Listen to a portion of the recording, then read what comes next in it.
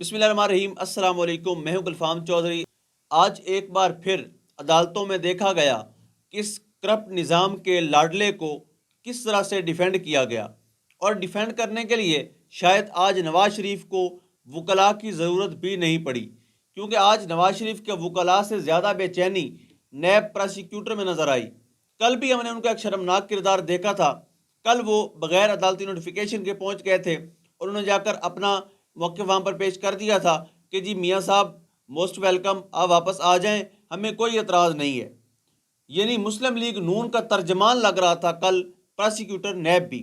برصورت وہ تو کل گزر گیا، آج جو ہے وہ وہاں پر پہنچے، انہوں نے ایک بار سے پھر وہی بات دہرائی چیف جسٹس اسلام آباد ہائی کورٹ کی عدالت میں کہ ہمیں کوئی اعتراض نہیں ہے اور ان کو واپس آنے کی اجازت فرما دیں۔ یہ الفاظ تھے نیب پروسیکیوٹر کے۔ تو یہ حال ہے اداروں کا۔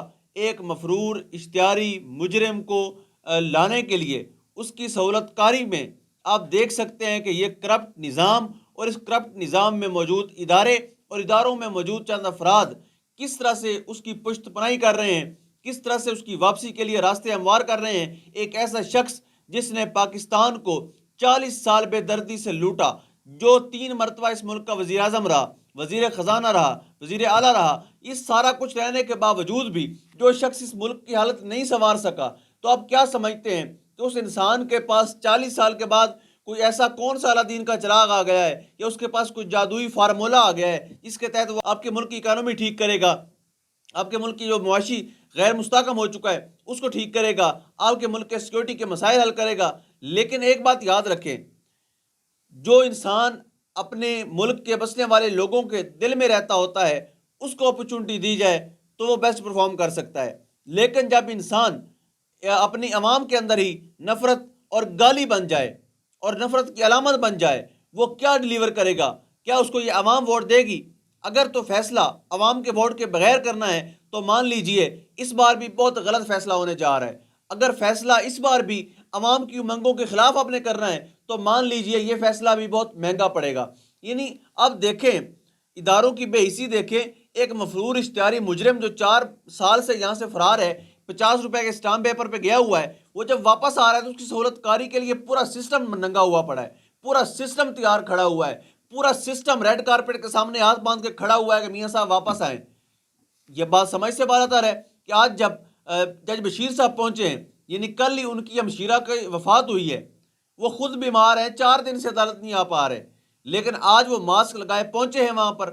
انہوں نے کیس کی ہیئرنگ کی ہے اور انہوں نے تمام تر کیسز میں جن میں ناقابل ضمانت وارنٹ گرفتاری جاری ہو چکے تھے، ان میں میاں صاحب کو اس کرپٹ سسٹم کے انوکھے لاڈلے کو انوکھا ریلیف دیتے ہوئے یہ فیصلہ کیا کہ ان کو کوئی ہاتھ نہیں لگائے گا۔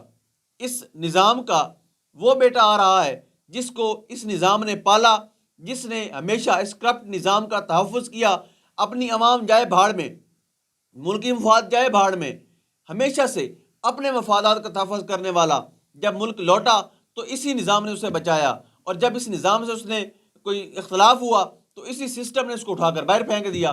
آج ایک بار پھر سے ملک کی تمام عدالتیں نواز شریف کے سامنے سرنڈر کرتی نظر آئیں، نواز شریف کے سامنے سرنگو نظر آئیں، نواز شریف کے کیسز میں انہوں کا ایک شرمناک کردار نظر آیا۔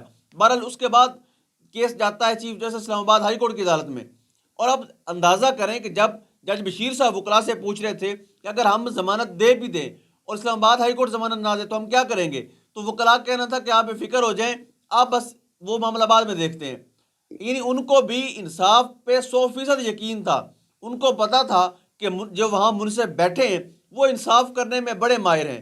انہوں نے ہمیشہ انصاف کیا عمران خان کے کیسز میں، جب بھی کیس گئے ہیں انہوں نے ہمیشہ ڈیلے کیا، جب بھی کیس گئے ہیں یعنی ایک دن میں ختم ہونے والے کیس کو 1 مہینہ تک لے جانے والے چیف جسٹس سے پوری امیدیں تھیں نون لیگ اور نواز شریف کے وکلاء ٹیم کو کہ ان کو ضرور انصاف ملے گا۔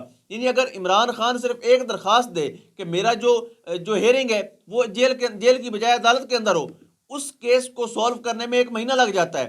اگر وہ کہے کہ مجھے کھانے کے مسائل ہیں، وہاں رہنے کے مسائل ہیں، جیل کی سہولیات کے حوالے سے درخواست دے گا تو وہ کیس حل کرنے میں کم از کم کو 2 مہینے تو چاہیے جج صاحب کو۔ لیکن جہاں بات آ جائے انوکھے لاڈلے کی، جہاں بات آ جائے نواز شریف کی، جہاں بات آ جائے آل شریف کی کے مفادات کی، جہاں بات آ جائے اس کرپٹ نظام کے جو بڑے بڑے پائے ہیں، جو اس کرپٹ نظام کو جن کو کرپٹ نظام نے پالا ہے، جو اس کرپٹ نظام میں بڑے پڑے ہیں، جنہوں نے اس ملک کا ستیہ ناش کیا ہے، جب ان کی بات آتی ہے تو وہاں پر انصاف کا بول بالا بھی ہونا چاہیے، انصاف کا بول بالا ہوتے نظر بھی آنا چاہیے، اور وہی کچھ آج ہوا ہے۔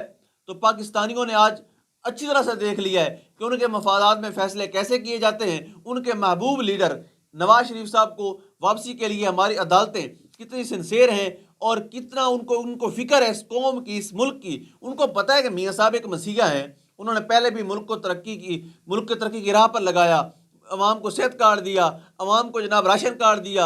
اتنا سارا کچھ عمران خان نے کب کیا ہے؟ وہ تو مجرم ہے، اس نے سائفر لیک کیا ہے، اس کو سزا ہونی چاہیے، سزائے موت ہونی چاہیے۔ اور ایف آئی اے پروسیکیوٹر کہہ چکے ہیں، ایف آئی اے کے جو وہاں وکیل تھے وہ کہہ چکے ہیں کہ ان کو عمر قید یا سزائے موت ہو سکتی ہے، ان کا اتنا سیریس جرم ہے۔ لیکن میاں صاحب نے کیا کیا ہے؟ میاں صاحب بالکل دودھ کے دھلے ہیں، میاں صاحب اس نظام کے پلے ہوئے ہیں، اور یہ نظام ہمیشہ ان کو تحفظ دے گا۔ اسی طرح سے ساتھ ہی ساتھ چیف جسٹس اسلام آباد ہائی کورٹ کی ادارت سے بھی احکامات جاری ہوتے ہیں کہ خبردار کسی نے میاں صاحب کو ہاتھ نہیں لگانا۔ میاں صاحب آئیں گے، اپنی پولیٹیکل ایکٹیویٹی کریں گے، دوبارہ سے مینار پاکستان پر جلسہ بھی کریں گے، عوام میں بھی جائیں گے۔ خیر عوام میں جانے کے قابل تو نہیں رہے، نون لیگ کے جتنے بھی قائدین ہیں، شباز شریف صاحب گئے تھے، ان کو عوام نے گھیرا، انہوں نے ساتھ ہی ساتھ ان پہ ایف آئی آر بھی کٹوا دی، اور بعد میں کہا نہیں ہم نے نہیں کٹوائی، یہ وہاں کے ایس ایچ او انہوں نے کٹوائی ہے۔ تو یہ اچھی طرح سے جانتے ہیں کہ اس نظام میں اصل ایف آئی آر کٹوانے والا کوئی اور ہوتا ہے اور پیچھے کوئی اور ہوتا ہے۔ آپ دیکھ لیجئے کہ ارشد شریف شہید پر جتنی ایف آئی آرز ہوئیں، اس میں نہیں پتا کون ہے ایف آئی آر کروانے والے۔ عمران ریاض خان پہ 24 ایف آئی آر ہیں، نہیں پتا کہ ایف آئی آر کروانے والے کون ہیں۔ ان کو عمران ریاض صاحب سے کیا اختلاف ہے، وہ عمران ریاض صاحب کو جانتے تک نہیں ہوتے، وہ جو ایف آئی آر ہوتی ہے اس میں وہ مدعی ہوتے ہیں۔ یہ صورتحال پاکستان کے اندر ہے۔ ساتھ ساتھ ہم بات کرتے ہیں جسٹس میاں حسن اورنگزیب کی، جنہوں نے آج کیس کی سماعت تھی عمران خان صاحب کو دی جانے والی سہولیات کے حوالے سے، وہ وہاں پر جو افسران تھے ان پر برہم نظر آئے۔ انہوں نے کہا کہ آپ لیٹ کیوں آئے ہیں؟ آپ شاید نواز شریف کے پاس آنے میں لگے ہوئے ہیں، ان کی استقبال کی تیاریوں میں لگے ہوئے ہیں، آپ کو کسی چیز کی کوئی فکر نہیں ہے، آپ کو صرف میاں صاحب کو واپس لانے کی جلدی ہے۔ ساتھ ہی ایک بڑی خبر شامل کرتے چلے، سپریم کورٹ آف پاکستان کے چیف جسٹس قاضی فائز عیسیٰ صاحب نے آج یہ ریمارکس دیے ہیں کہ ہم بہت جلد انتخابات کے حوالے سے اور فوجی عدالتوں کے حوالے سے کیسز کی سماعت کرنے جا رہے ہیں۔ وہ لوگ جن کو قاضی صاحب کی واپسی پر توقعات تھی، اب دیکھتے ہیں کہ جسٹس فائز عیسیٰ صاحب ان کی توقعات پر کتنے پورا اترتے ہیں، ان کی توقعات کو کیسے پورا کرتے ہیں۔ کیا پاکستان کے آئین اور قانون کی بحالی کے لیے چیف صاحب اپنا رول پلے کرتے ہیں؟ کیا پاکستان میں جو لا قانونیت ہے اس کے خاتمے کے لیے کیا چیف صاحب آپ کو ان ایکشن نظر آتے ہیں؟ کیا انتخابات کے انعقاد میں آپ کو چیف صاحب کامیاب تو نظر آتے ہیں یا نہیں؟ یہ آنے والے چند دنوں میں دیکھ لیں گے۔ ساتھ ہی چیف صاحب نے فوجی عدالتوں کے حوالے سے فیصلہ کرنا ہے کہ وہاں پر سویلین ٹرائل کے حوالے سے وہ کیا کہنا ہے، ان کا کیا موقف ہے، اور چاہیے یہ کہ اس کی بھی اوپن جو ہے وہ ہیئرنگ ہو، تاکہ پوری قوم دیکھے کہ ہمارے ججز ان سیریس میٹرز میں جن کا تعلق ڈائریکٹلی قوم کے ساتھ ہے اس میں کتنے سنسیئر ہیں۔